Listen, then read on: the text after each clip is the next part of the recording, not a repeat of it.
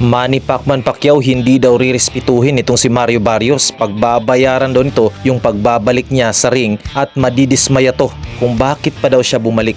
And itong si Pacquiao nga po, nagpakita ng bagong katawan and nagbigay pa to ng tips kay Marshall ng mga bagong galawan.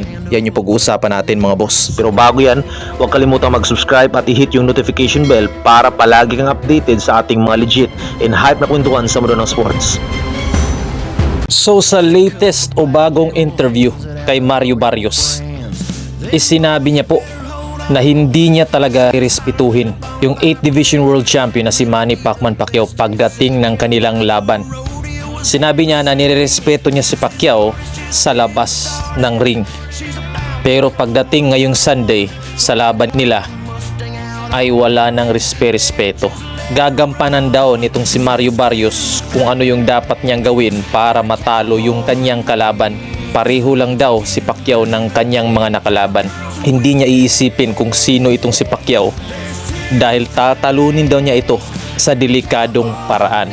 Sinabi niya na alam niyang magaling naman talaga si Pacquiao at pinaghahandaan niya yung training na to, yung laban na to, pero ito yung oras niya para patunayan daw na siya ay lehitimong kampiyon sa welterweight division at hindi lang binigay sa kanya itong belt dahil nga umalis itong si Terence Bud Crawford sa welterweight division. At sinabi niya pa mga boss na sisiguraduhin niya na madidismaya si Pacquiao kung bakit pa siya bumalik sa boxing makalipas ang 4 na taon niyang pagriretiro. Sisiguraduhin niya na mapapaisip ito na sana hindi na lang siya bumalik at lumaban dahil nga may edad na daw ito na 46 years old. So ano yung masasabi nyo dito mga boss? Sa bagong training nga nitong si Manny Pacquiao solid na po yung kanyang pangangatawan, no?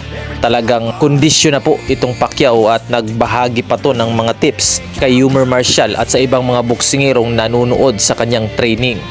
So anong masasabi nyo dito mga boss na maganda na nga po yung kondisyon nitong si Manny Pacquiao? Ang problema dito, kung kakayanin ba talaga ni Pacquiao ang isang Mario Barrios dahil nga matagal na itong hindi lumaban, layoff ng 4 years. Ngayon lang bumalik sa pro. Ang laban ni Pacquiao ay isang exhibition fight against MMA fighter, kickboxer na si Rukia Anpon ng Japan. So hindi nga ito professional boxer pero nahirapan to sa isang exhibition fight. So mas lalo na ngayon, pero alam natin na hindi ito pinagandaan ni Pacquiao at hindi ito masyadong nag-training.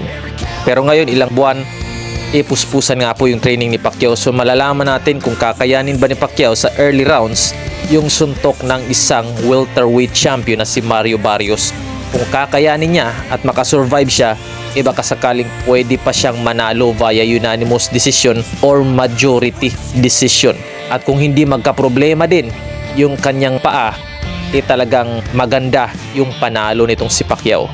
Yun lang, para palagi kang updated sa ating mga legit and hype na kwentuhan sa mundo ng sports. Huwag kalimutang mag-subscribe.